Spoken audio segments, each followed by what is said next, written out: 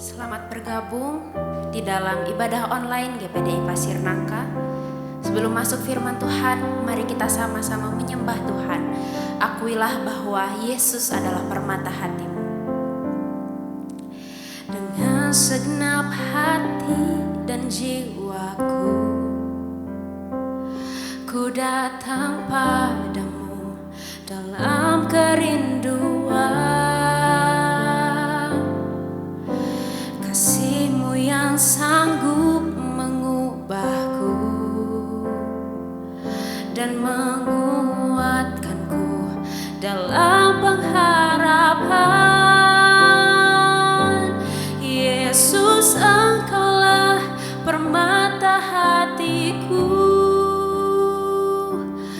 Dunia tak dapat menggantikanmu.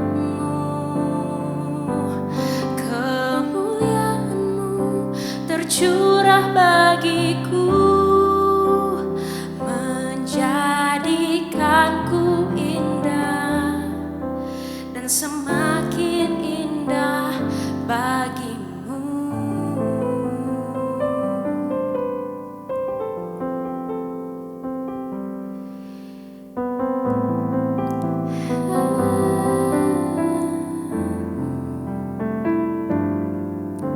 Dengan segenap hati dan jiwaku, ku datang padamu dalam kerinduan. Kasih-Mu yang sanggup mengubahku dan menguatkanku dalam pengharapan. Yesus, Engkaulah permata hatiku. Dunia tak dapat menggantikanmu. Kemuliaan-Mu tercurah bagiku, menjadikanku indah dan semakin indah bagimu.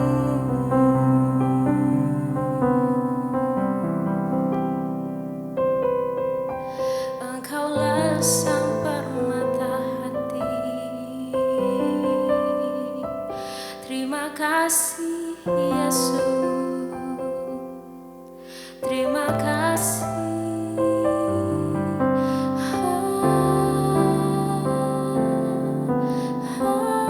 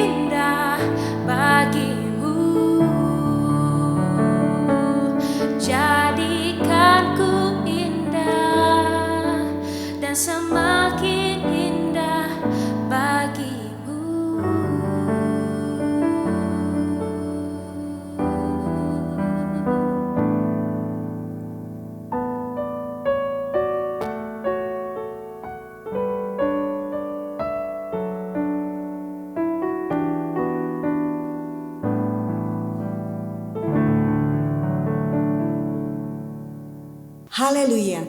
Oleh kemurahan Tuhan, kita berjumpa kembali di dalam ibadah online. Saya percaya kasih karunia dan damai sejahtera menyertai kita semua dimanapun kita berada. Mari sama-sama kita berdoa sebelum kita mendengarkan firman Tuhan. Kami bersyukur dan berterima kasih Tuhan, oleh kemurahan Tuhan kami diperkenankan kembali untuk mendengar berita firman Tuhan. Itu sebabnya kami percaya bahwa ada tanda kuasa Tuhan yang menyertai setiap pemberitaan firman Tuhan. Sehingga kami yang mendengar firman-Mu, kami dihidupkan oleh kuasa Roh Kudus untuk menjadi seperti yang Tuhan kehendaki. Urapi kami semua supaya kami boleh melihat bahwa Tuhan yang kami sembah di dalam nama Tuhan Yesus Kristus adalah Tuhan yang hidup. Di dalam nama Tuhan Yesus kami terima firman-Mu. Haleluya. Amin. The blessing of salvation, berkat-berkat keselamatan. Begitu banyak berkat keselamatan yang Tuhan berikan kepada kita. Dan hari ini kita telah masuk kepada berkat keselamatan yang keempat, yaitu meterai Roh Kudus. Mari sama-sama kita membaca di dalam Efesus pasalnya yang pertama ayat 13. Demikian bunyi firman Tuhan. Di dalam Dia kamu juga, karena kamu telah mendengar firman kebenaran, yaitu Injil keselamatanmu. Di dalam Dia kamu juga ketika kamu percaya dimeteraikan dengan Roh Kudus yang dijanjikannya itu. Melalui ayat ini jelas kita melihat bahwa ketika kita percaya kita dimeteraikan dengan Roh Kudus yang dijanjikan oleh Tuhan. Kata meterai menggunakan kata srarizo, dan kita telah melihat tentang kata srarizo ini di dalam pembahasan minggu lalu oleh Bapak Gembala. Dan pada hari ini kita akan melihat tentang tanda meterai keselamatan atau jaminan yang kita terima ketika kita dimeteraikan dengan Roh Kudus. Bapak Ibu Saudara yang dikasihi oleh Tuhan, sebagai salah satu cara untuk jaminan atau untuk menjamin janji-janji Tuhan kepada kita yang percaya dan yang menerima Yesus Kristus sebagai Tuhan dan Juru Selamat kita, maka Tuhan telah memeteraikan di dalam Dia, di dalam Kristus dengan Roh Kudus yang telah dijanjikan tersebut. Jadi setiap orang yang percaya diberikan Roh Kudus pada saat dia percaya. Atau pada saat kita percaya kepada Yesus Kristus sebagai Tuhan dan Juru Selamat, maka Roh Kudus diberikan kepada kita. Mari kita lihat di dalam Roma pasal 8 ayat 9. Demikian bunyinya. Kamu tidak hidup dalam daging tetapi dalam roh. Jika memang Roh Allah diam di dalam kamu. Perhatikan, Paulus berkata Roh Allah diam di dalam kamu. Bahkan selanjutnya dia pun berkata, siapa yang tidak memiliki Roh Kristus, dia bukan miliknya. Bahkan lebih hebatnya saudara, di dalam 1 Korintus pasal 6 ayat 19 dikatakan di sana bahwa tubuh setiap orang yang percaya atau tubuh setiap orang Kristen yang sejati sebenarnya adalah bait Roh Kudus yang ada di dalam kehidupannya. Jadi jelas di sini bahwa Roh Kudus itu diam di dalam setiap orang yang percaya, orang yang menerima Yesus sebagai Tuhan dan Juru Selamatnya, sebagai meterai di dalam setiap kehidupan kita, agar semua janji-janji yang Dia berikan kepada kita sebagai orang-orang yang percaya, semuanya menjadi milik kita yang pasti, dan jaminannya adalah Roh Kudus. Bapak Ibu Saudara yang dikasihi Tuhan, mari kita lihat sekarang jaminan apa yang kita miliki ketika kita dimeteraikan oleh Roh Kudus. Tanda-tanda apa yang kita miliki dari meterai Roh Kudus tersebut. Nah, kita akan melihat, untuk memahami hal tersebut, kita akan melihat tentang kegunaan meterai pada masa itu.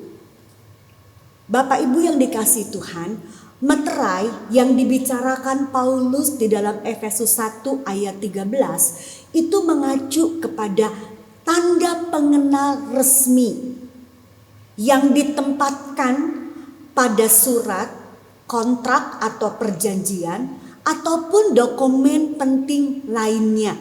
Jadi merupakan sebuah tanda pengenal resmi yang ditaruh di dalam sebuah dokumen. Nah, meterai biasanya dibuat dari lilin yang dipanaskan, yang ditempelkan di atas dokumen tersebut.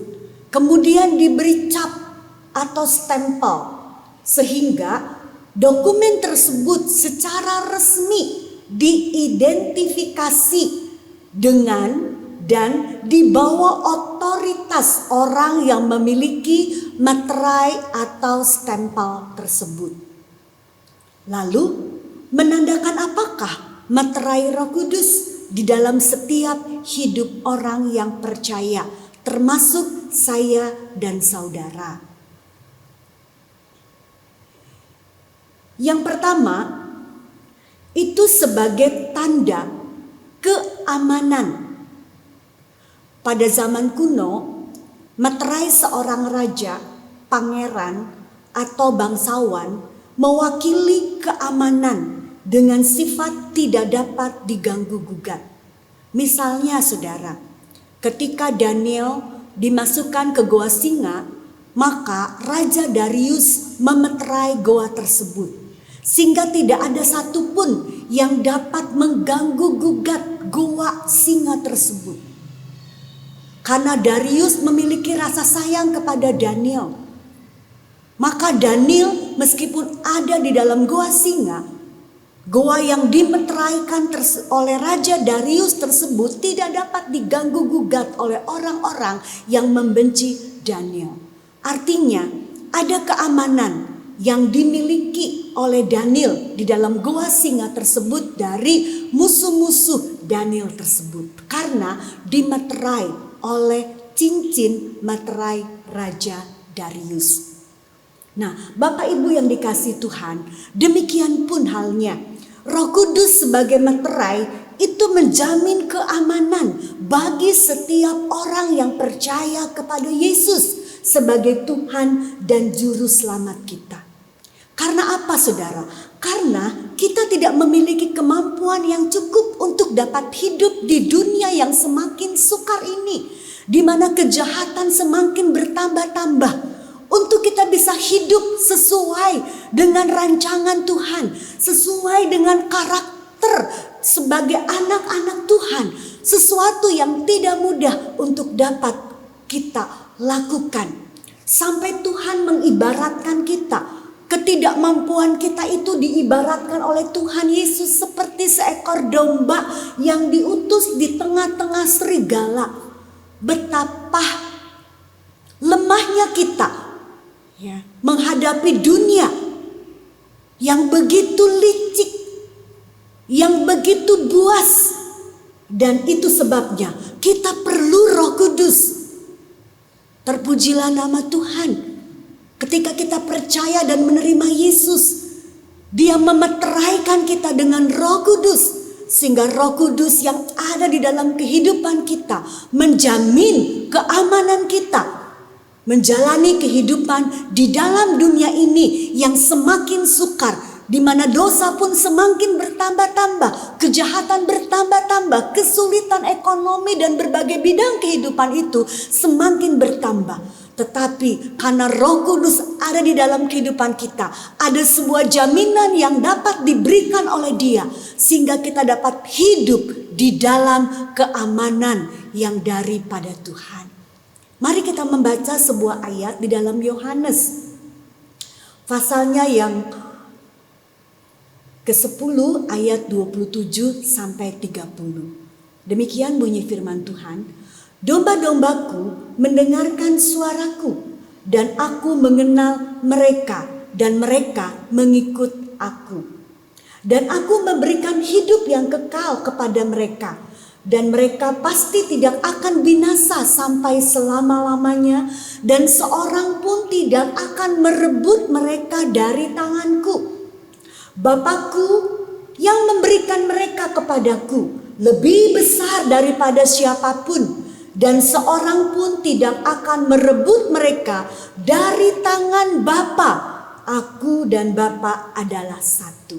Saudara perhatikan, ayat ini merupakan sebuah janji bagi kita sebagai kawanan domba-dombanya Tuhan kita, di mana Dia sebagai gembala agung kita. Dia berjanji bahwa ketika kita mendengarkan suara Tuhan, ketika kita mengikuti Tuhan, maka dikatakan di sana bahwa Tuhan memberikan kepada kita hidup yang kekal, dan bahwa kita tidak akan binasa sampai selama-lamanya. Bahkan seorang pun tidak akan dapat merebut kita dari tangan Tuhan kita.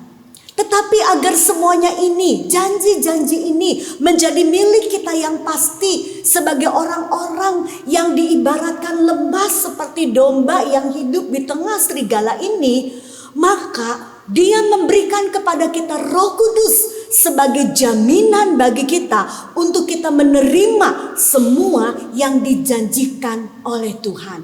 Yaitu sebuah keamanan bahwa tidak ada satupun yang dapat merebut kita dari tangan Tuhan kita. Musuh-musuh kebenaran, musuh-musuh daripada Tuhan kita tidak mampu merebut kita dari tangan Tuhan.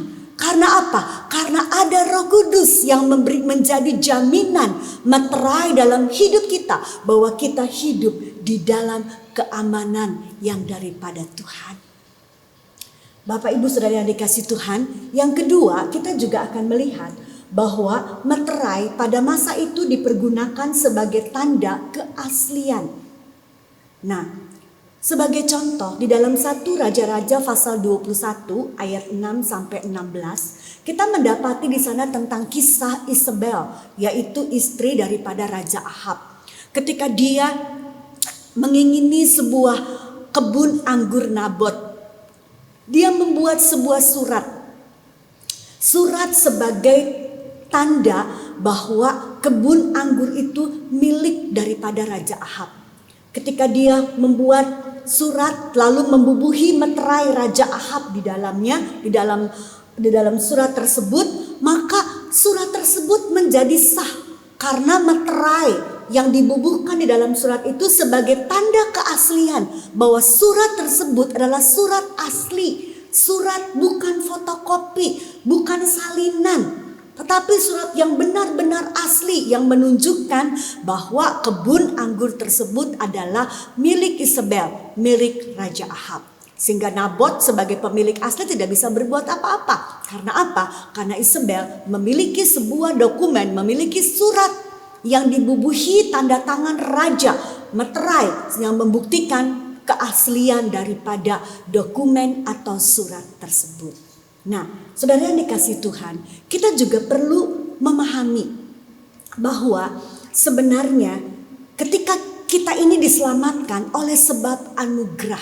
Karena apa? Karena keselamatan sejak awal itu diperuntukkan bagi bangsa Israel, orang-orang Yahudi, yang diibaratkan seperti zaitun asli di dalam kitab Roma. Mari kita baca Roma pasalnya yang ke-11 ayat 20 sampai 22. Demikian, baiklah mereka dipatahkan karena ketidakpercayaan mereka. Mereka di sini adalah orang-orang Yahudi. Dan kamu tegak tercacak karena iman. Janganlah kamu sombong, tetapi takutlah. Sebab kalau Allah tidak menyayangkan cabang-cabang asli Ia juga tidak akan menyayangkan kamu.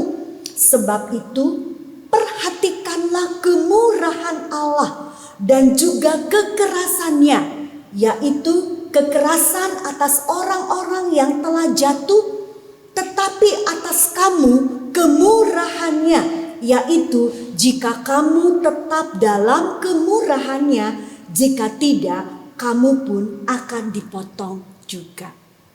Di dalam Roma pasal 11 ini kita mendapati bagaimana orang-orang Yahudi atau bangsa Israel itu disebut zaitun asli.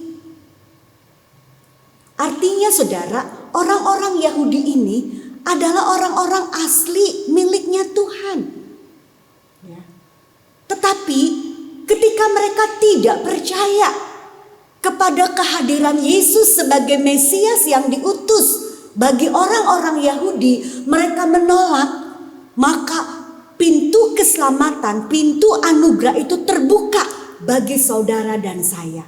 Dan karena kita percaya kepada Yesus sebagai Mesias, anak Allah yang hidup, sebagai juru selamat, maka dikatakan di sini kita tegak tercacak karena iman kita kepada Tuhan Yesus Kristus.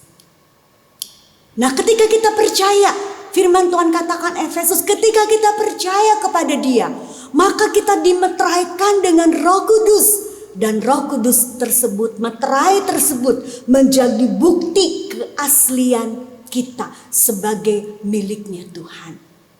Saudara yang dikasihi Tuhan, kalau kita melihat di dalam Roma pasal 11 ayat 20 sampai 22 ini, kita seperti bahasa di dalam Alkitab kita disebut dicangkok.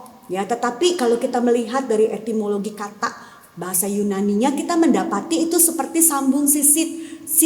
Ya, seperti yang saudara lihat di dalam layar, batang zaitun yang asli itu kita lihat ya dipatahkan karena tidak percaya, lalu kita disisipkan di dalam batang tersebut sehingga kita menerima kehidupan dari akar zaitun asli.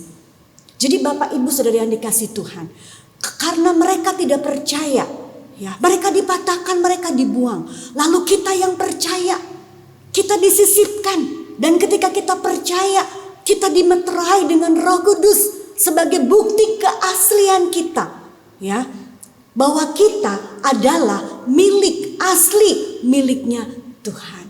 Itu sebabnya saudara yang dikasihi Tuhan, kita sangat bersyukur kepada Tuhan. Meterai Roh Kudus yang kita terima ketika kita percaya menjamin keaslian kita sebagai miliknya Allah. Meskipun kita awalnya adalah zaitun hutan, zaitun liar yang tidak dipandang, tetapi ketika kita percaya, kita dicangkokkan, kita disambung sisip, dan kita menerima kehidupan dari akar zaitun asli. Itu sebabnya firman ini mengatakan bahwa marilah kita tetap hidup di dalam iman. Jangan sombong, takutlah akan Tuhan dan tetap ada di dalam kemurahan-Nya. Karena Dia memeteraikan kita dengan Roh Kudus sebagai bukti keaslian kita miliknya Tuhan. Haleluya, puji Tuhan. Kita lihat yang ketiga. Yang ketiga, meterai itu merupakan tanda kepemilikan. Bapak Ibu Saudara yang dikasihi Tuhan, pada masa perjanjian lama ketika Yeremia membeli sebidang tanah di Anatot yang menjadi hak penebusannya yang dia miliki, kontrak disepakati dan pembayaran telah ditetapkan. Dilakukan di sebuah pengadilan pengawal istana sebelum jumlah saksi yang diminta. Nah, kalau kita melihat di hadapan para saksi, akta dari tanah tersebut ditandatangani oleh Yeremia dan disegel sehingga ditetapkanlah bahwa Yeremia sebagai pemilik sah dari tanah tersebut, dari properti tersebut. Nah, Bapak Ibu yang dikasihi Tuhan, meterai menjamin kepemilikan.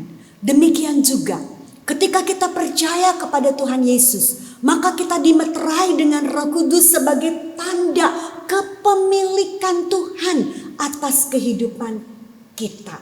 Mari kita kita membaca di dalam Efesus 1 ayat 14, dikatakan di sana, dan Roh Kudus itu adalah jaminan bagian kita sampai kita memperoleh seluruhnya, yaitu penebusan yang menjadikan kita milik Allah untuk memuji kemuliaannya. Saudara perhatikan di sana, Roh Kudus menjadi jaminan tentang kita ini adalah miliknya Allah. Jadi ketika kita percaya kepada Tuhan Yesus, menerima Dia sebagai juru selamat kita, maka saat itulah kita menjadi miliknya Tuhan. Dan tandanya apa? Tandanya Roh Kudus diberikan sebagai jaminan, sebagai materai di dalam kehidupan kita. Puji Tuhan. Berikutnya saudara, materai itu sebagai tanda wewenang atau otoritas. Dekret, keputusan atau perintah yang dikeluarkan raja dengan menggunakan materai itu berarti memiliki otoritas absolut yang tidak dapat dibatalkan kecuali oleh dekret keputusan yang ditandatangani juga oleh raja tersebut. Kalau kita melihat hal ini terjadi pada zaman Ester di dalam pasal 8 ayat 8 sampai 12. Bagaimana keputusan daripada Raja Ahasveros itu tidak bisa dibatalkan dengan permintaan Ester sekalipun. Itu sebabnya makanya Raja Ahasveros pada waktu itu dia juga mengeluarkan dekret yang baru, keputusan yang baru. Ya, karena dekret atau keputusan itu memiliki otoritas yang absolut yang tidak dapat dibatalkan. Nah, Bapak Ibu Saudara yang dikasihi Tuhan, yang disebut dengan wewenang itu adalah otoritas, hak atau kekuasaan untuk bertindak. Kalau kita melihat di sini, ketika kita percaya menerima Yesus sebagai Tuhan dan Juru Selamat, materai Roh Kudus itu sebagai tanda bahwa kita memiliki wewenang atau otoritas sebagai anak Allah. Mari kita baca di dalam Yohanes 1 ayat 12. Dikatakan di sana, tetapi semua orang yang menerimanya diberinya kuasa supaya menjadi anak-anak Allah, yaitu mereka yang percaya dalam namanya. Tetapi kamu, Kisah Rasul katakan, akan menerima kuasa kalau Roh Kudus itu turun ke atas kamu dan kamu menjadi saksiku di Yerusalem, seluruh Yudea, Samaria dan sampai ke ujung bumi. Jelas dikatakan di sini ketika Roh Kudus kita terima pada waktu kita percaya kepada Tuhan Yesus Kristus, Dia menjadi materai dalam kehidupan kita. Artinya apa? Dia memberikan kepada kita wewenang atau otoritas sebagai anak-anak Allah. Kita memiliki hak untuk bertindak sebagai anak Allah. Bapak Ibu Saudara yang dikasihi Tuhan, luar biasa jaminan yang diberikan oleh Tuhan kita melalui pekerjaan Roh Kudus, materai Roh Kudus yang diberikan di dalam setiap kehidupan kita. Namun semua tanda melalui materai Roh Kudus ini dapat kita nikmati bila kita menghargai Roh Kudus yang diam di dalam hidup kita. Semua jaminan yang diberikan melalui materai Roh Kudus dalam hidup kita dapat kita nikmati tatkala kita menghargai Roh Kudus yang ada di dalam kehidupan kita. Ketika kita mulai percaya kepada Tuhan sebagai juru selamat kita. Itu sebabnya saudara yang dikasihi Tuhan, di dalam Galatia pasal 5 ayat 25, mari kita baca. Jikalau kita hidup oleh Roh, baiklah hidup kita juga dipimpin oleh Roh. Perhatikan saudara, jikalau kita hidup oleh Roh, Roh Kudus yang kita terima karena Tuhan memberikan di dalam hidup kita tatkala kita percaya kepada Dia sebagai Tuhan dan Juru Selamat kita. Dia memberi hidup kepada kita. Hidup di sana menggunakan kata zao. Ya, kata zao di sana itu artinya adalah sebuah kehidupan yang benar dan layak. sebuah kehidupan tanpa akhir dalam kerajaan Allah, sebuah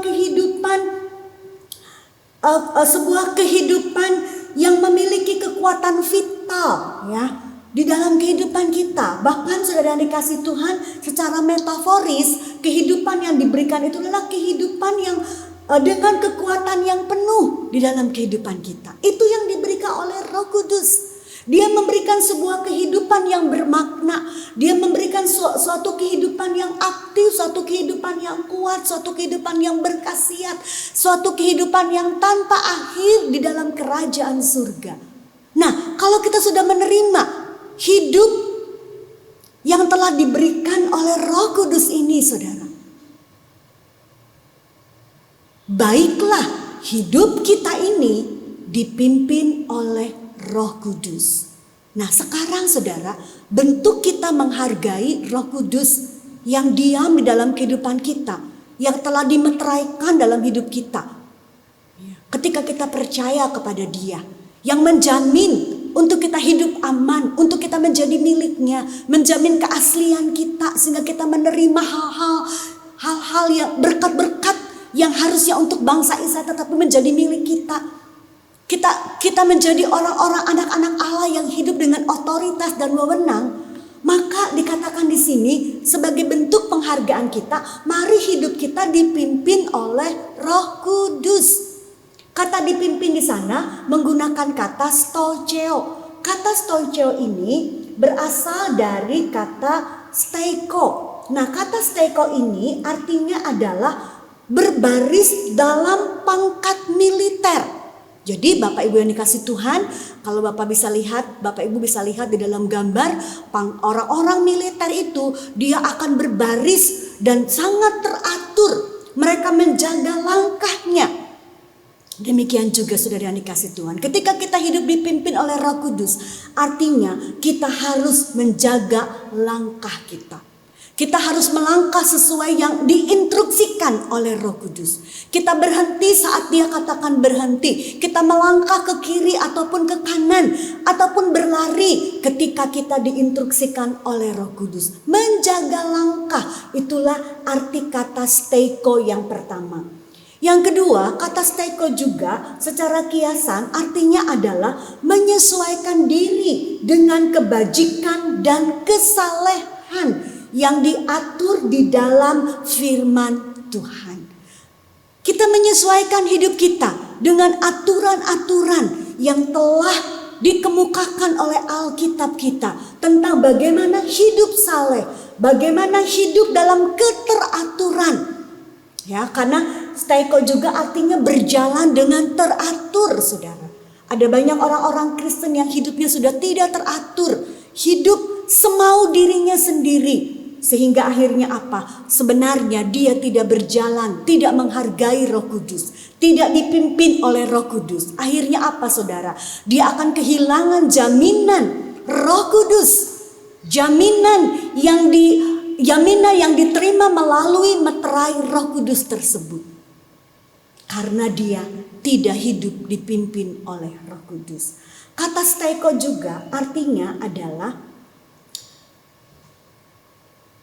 terus maju dan menjadi sukses. Dengan kata lain saudara, terus maju dalam pimpinan Roh Kudus.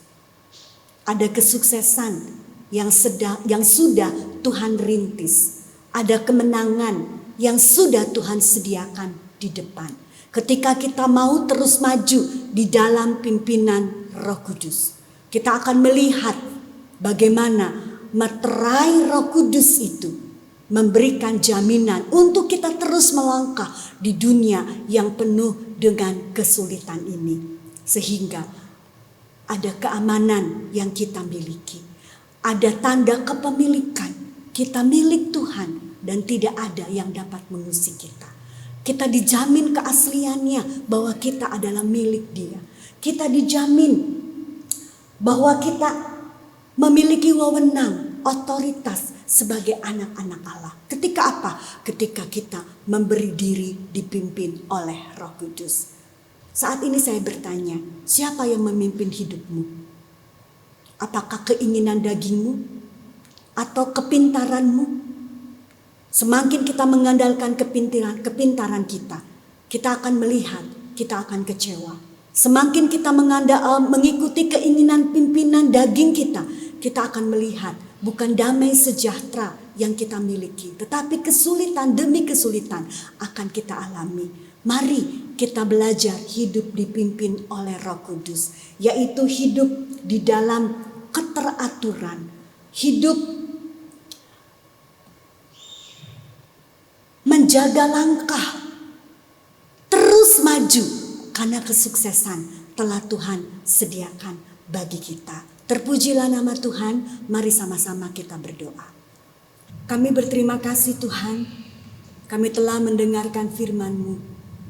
Kami sangat bersyukur karena Engkau begitu mengasihi kami. Engkau telah memeteraikan kami dengan Roh Kudus sebagai jaminan untuk kami menerima semua penebusan yang menjadikan kami milik Tuhan.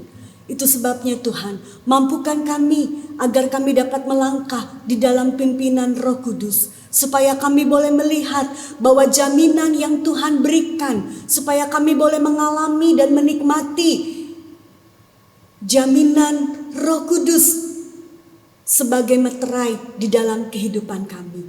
Terima kasih Bapa di surga, kami percaya Tuhan akan bekerja kepada setiap hati yang terbuka akan firman-Mu. Tuhan akan memberikan kekuatan baru kepada kami sehingga kami boleh bangkit menjadi orang-orang percaya yang hidup dan dipimpin oleh Roh Kudus. Terima kasih Tuhan Yesus yang baik, terpujilah nama Tuhan. Kami sudah berdoa dan mengucap syukur di dalam nama Tuhan Yesus Kristus. Semua yang telah mendengar berita firman Tuhan diberkati oleh Tuhan.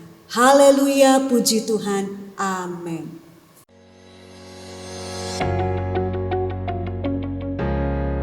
Haleluya, berbahagialah yang senantiasa mendengarkan firman Tuhan, karena iman muncul dari pendengaran akan firman Tuhan.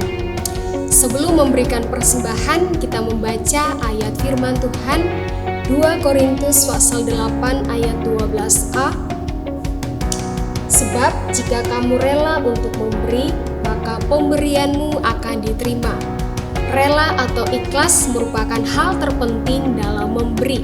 Dengan kerelaan, kita akan bergairah dan bersemangat dalam memberi karena kecintaan dan kesenangan kita dalam melakukan pemberian. Berilah dengan kerelaan hati, maka pemberianmu akan diterima. Persembahan dan perpuluhan dapat diberikan melalui bank transfer atau melalui GoPay.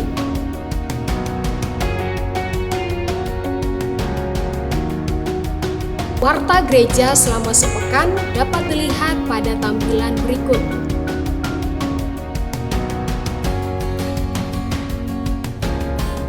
Jemaat sekalian, tetap menjaga kesehatan dan lakukan 3M. Tuhan Yesus memberkati.